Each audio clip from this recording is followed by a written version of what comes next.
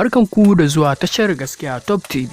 Kada ku manta ku danna mana subscribe sannan kuma ku danna alamar ƙararrawar sanarwa domin sanar da ku sababbin shirye-shiryen da zarar mu ɗora. Mun gode da kasancewa tashar Gaskiya Top TV.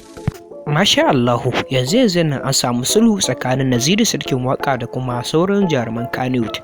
Mai sauraro, idan wannan shiri zuwan ka na farko zuwa ga wannan channel din namu, muna roƙon ku da Allah da ka daure ka dangwala mana alamar subscribing sannan ka dangwala mana alamar ƙararrawar sanarwa, ta haka ne da zarar mu ɗora shirye-shiryen mu kai tsaye zai zo gare ka. Mun gode da kasancewa da wannan tashar tamu mai albarka.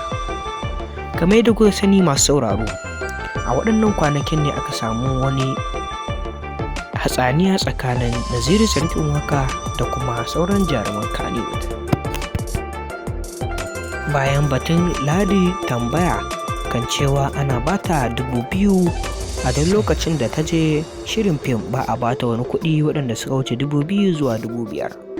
To amma yanzu alhamdulillah, game da kuke gani waɗannan hotunan jaruman Kannywood ɗin ne a lokacin da suka yi zaman sulhu a junansu.